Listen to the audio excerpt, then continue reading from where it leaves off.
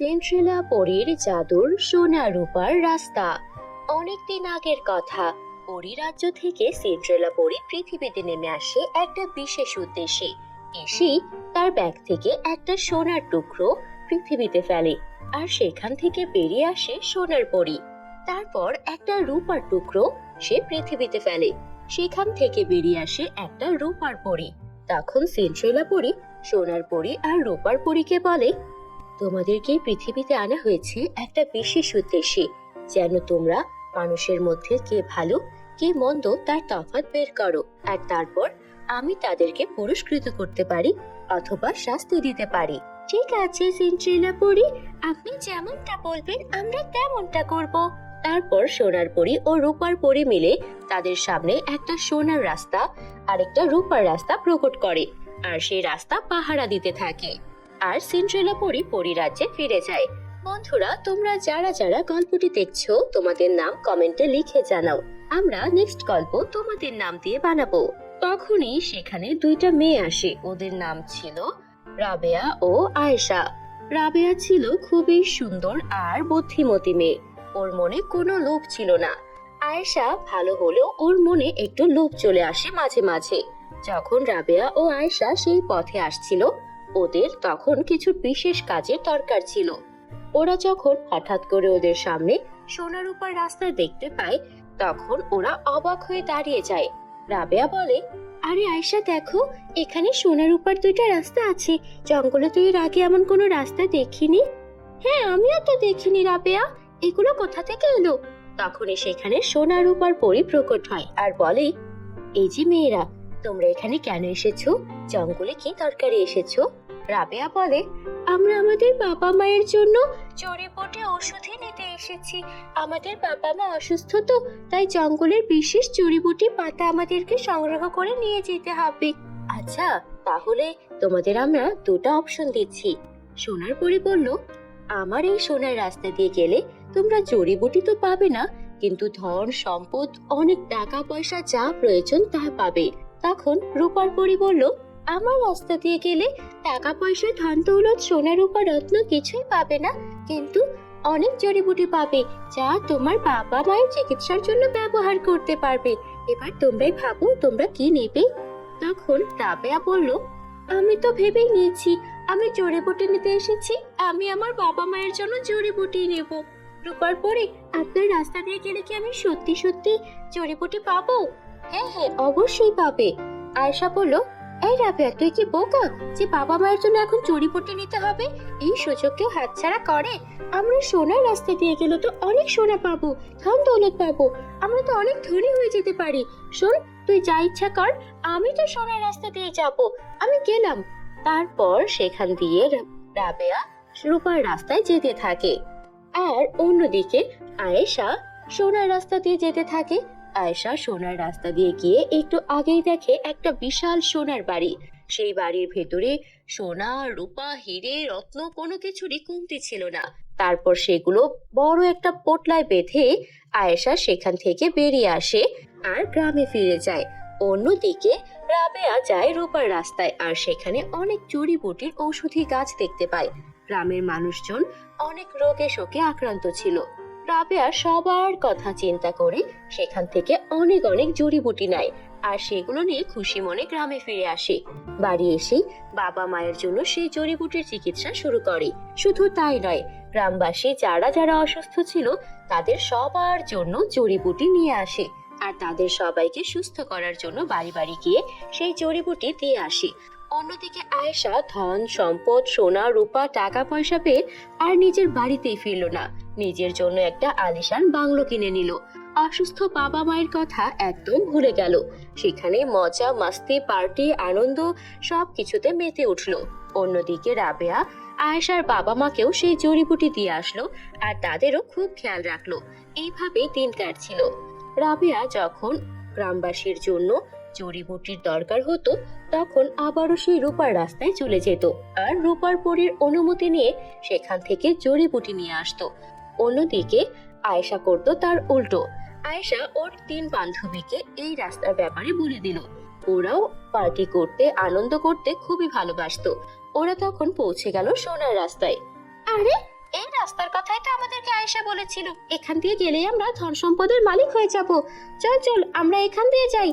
তারপর ওরা তিনজন সেই রাস্তা দিয়ে বেরিয়ে পড়লো আর সেখান থেকে ব্যাগ ভর্তি করে সোনা রূপা হিরে নিয়ে আসলো। আর এনে ওরাও অনেক ধনী হয়ে গেল। কিন্তু গ্রামের কোনো মানুষকে ওরা কোনো প্রকার সাহায্য করলো না। একদিন ওদের বাড়ির সামনে দিয়ে একজন ভিক্ষুক যাচ্ছিল। দেখ দেখ, এই ভিখারিটা আমাদের বাড়ির সামনে দিয়ে যাচ্ছে, কত বড় দুঃসাহস! চল এই ভিখারিটার পা ভেঙে দেই। তখন আয়েশা আর ওর তিন বান্ধবী মিলে সেই ভিখারিটাকে মারতে লাগলো। আর ভিখারিটা অনেক কান্না করছিল। তখনই আকাশ থেকে নেমে এলো সিন্ড্রেলা পরী। থামো তোমরা, তোমাদের লোভ এত বড় পর্যায়ে চলে গিয়েছিল যে তোমরা সোনার রাস্তা দিয়ে বারবার গিয়ে ধন সম্পদের পাহাড় করে ফেলেছো। কিন্তু তোমাদের মনে একটা ভিখিরির জন্য সামান্য মায়া নেই। তোমাদের বাড়ির সামনে দিয়ে গিয়েছে বলে তাকে এভাবে প্রহার করছো। অন্যদিকে রাবেয়াকে দেখো, ওর মনে কোনো লোভ নেই। গ্রামবাসীর জন্য কতবার জড়িবুটি নিয়ে এসেছে, একবারের জন্য সোনার রাস্তা দিয়ে যায়নি। কত অভাব অনটনে দিন পার করেছে, তারপরও বাবা মাকে ভুলে যায়নি। এই যে ধন সম্পদ তোমরা পেয়েছিলে, আরামায়েশ করেছিলে, এই সব কিছু তোমাদের জন্য একটা পরীক্ষা ছিল। এই পরীক্ষায় তোমরা উত্তীর্ণ হতে পারোনি। তোমাদের এই ধন সম্পদ আরামায়েশের জীবন সব আমি এখন কেড়ে নেব। তারপর সিন্ড্রেলা পরী জাদুর কাঠি ঘোরালো। সঙ্গে সঙ্গে আয়েশা আর ওই বাকি তিন মেয়ে একদম নিঃস্ব হয়ে গেল। না রইল ওদের দালান প্রাসাদ, না রইল কোনো সম্পদ। অন্যদিকে বাবা মায়ের সঙ্গে খারাপ আচরণ করায় তারা বাবা মায়ের কাছেও ফিরে যেতে পারছিল না। তারপর সিন্ড্রেলা পরী রাবেয়াকে খুঁজে বের করলো আর বলল, রাবেয়া, তুমি অনেক ভালো মনের একটা মেয়ে। এতবার সোনার উপর রাস্তা দেখেও তুমি কখনো লোভ করনি, না গ্রামের কাউকে ওই রাস্তার ব্যাপারে বলেছো।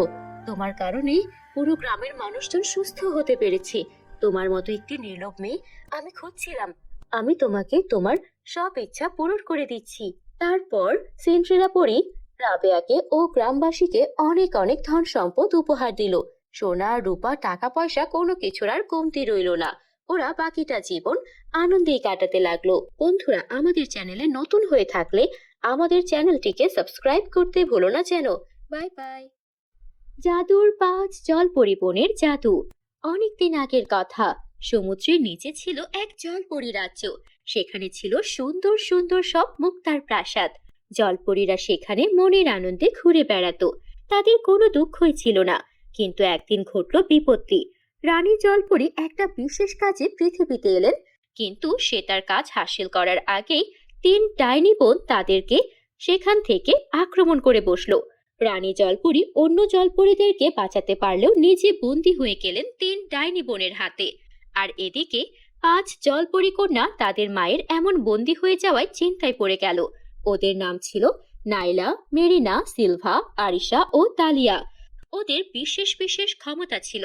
নাইলা ছিল জলরঙা নীল পরী, সমুদ্রের গভীর থেকে উঠে আসতে পারত আর ঘন্টার পর ঘন্টা বাইরে থাকতে পারত। মেরিনা ছিল ঢেউয়ের মতো চুল, ও গান গেয়ে গেয়ে মাছেদের জড়ো করতে পারত। সিলভা ছিল রূপালী চুলের, বুদ্ধিমতী, অনেক শান্ত একটা জলপরী।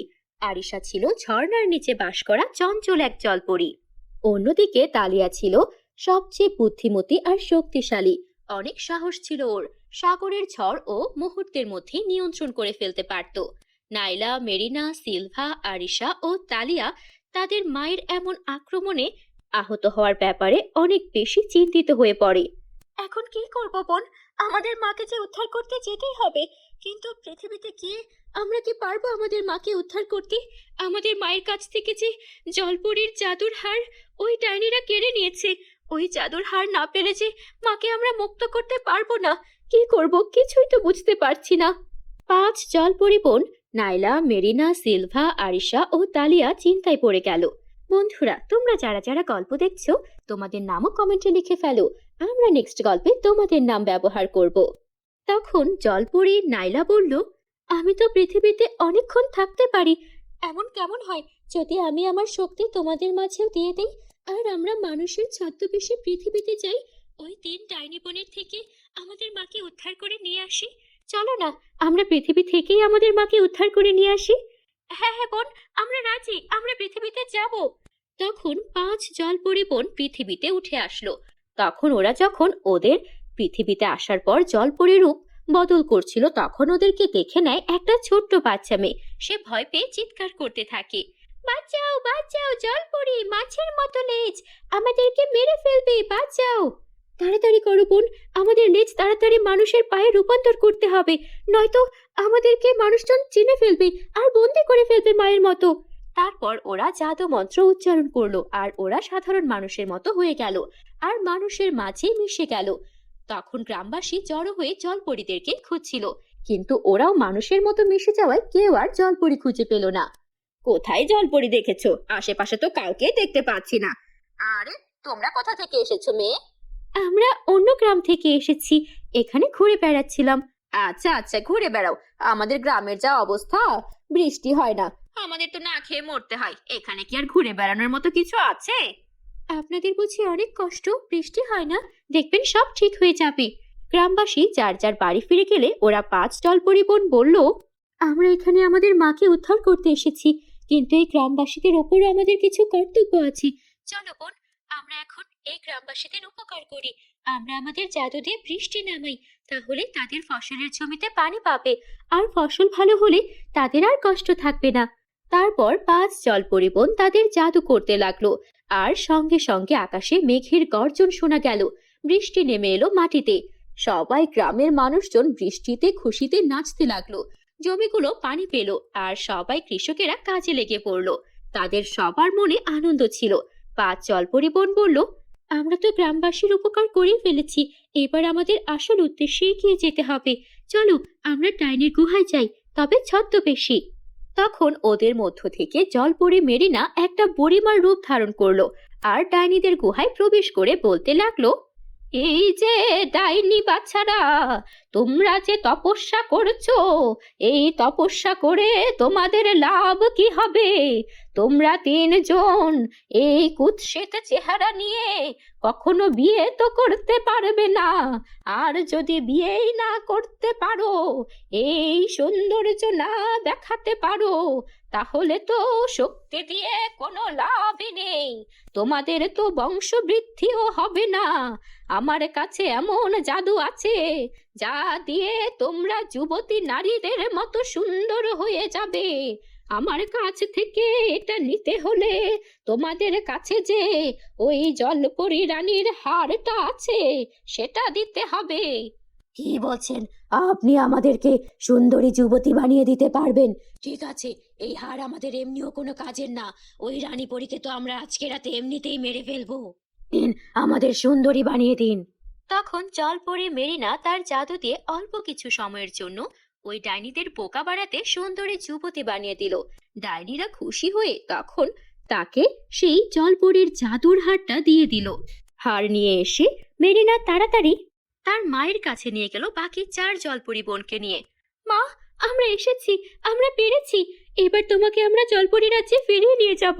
আহারে, তোমার কি অবস্থা করেছে ওই শয়তান ডাইনিরা! ওরা এর আগেও অনেক জলপরি হত্যা করেছে, ওদেরকে আমরা কিছুতেই ছাড়বো না। তখন ওরা 5 জলপরি বোন হার নিয়ে এসে ওদের মাকে বন্দিশালা থেকে মুক্ত করলো। আর তখনই ইতোমধ্যে ওই 3 ডাইনি বোনের যুবতীর সৌন্দর্য চলে গিয়েছিল। এত বড় ধোঁকা, এই ধোঁকার প্রতিশোধ নিতেই হবে। ওরা যখন পেছন পেছন এলো তখন দেখলো এরা 5 জলপরি বোন মিলেই ওদের মাকে রক্ষা করার জন্য এই ছলনা করেছে। তোদেরকে ছাড়বো না, ছাড়বো না। তখন 3 ডাইনি আর 5 জলপরি ও রানী জলপরির মধ্যে যুদ্ধ শুরু হলো। আর যুদ্ধে তারা সবাই অনেক বেশি মারামারি করলো। গ্রামবাসী এই যুদ্ধে এসে সামিল হলো। আমরা সবাই ভালোর পক্ষে আছি, আমরা বুঝতে পেরেছি আমাদের গ্রামে হঠাৎ করে বৃষ্টি কি করে এলো। এই জলপরীরাই আমাদের সাহায্য করেছে। তারা যেহেতু আমাদের বিপদে আমাদের সাহায্য করেছে, তাদের বিপদেও আমাদের পাশে থাকতে হবে। চলো আমরা এই ডাইনি বোনেদের উচিত সাজা দেই। তখন যে যার মতো করে ঝাঁপিয়ে পড়লো ওই ডাইনি বোনদের মারার জন্য। এত এত গ্রামবাসীর হামলায় ডাইনি বোনরা তাদের জাদু শক্তি দিয়েও আর কোনোভাবে পেরে উঠল না। তারা মার খেতে খেতে নাস্তানাবুদ হয়ে গিয়েছিল। পালাও পালাও, আমরা আর পারবো না, তবে জলপরীরা, আমরা আবার ফিরে আসবো। ডাইনিরা পালালো। আর তখন জলপরীরা সবাই গ্রামবাসীদের ধন্যবাদ জানালো। আর তারপর আবারও জলপরি রাজ্যে তাদের রানী জলপরি মাকে নিয়ে ফিরে গেল। আর মাঝে মধ্যেই তারা গ্রামবাসীদের যে কোনো সমস্যায় তাদের পাশে দাঁড়াতো। সুখে শান্তিতে এভাবে সবাই দিন যাপন করতে লাগলো। বন্ধুরা, আমাদের চ্যানেলটিতে এখনো সাবস্ক্রাইব না করে থাকলে মজার মজার সব জাদুর গল্প দেখতে এখনই সাবস্ক্রাইব করে ফেলো। Bye bye.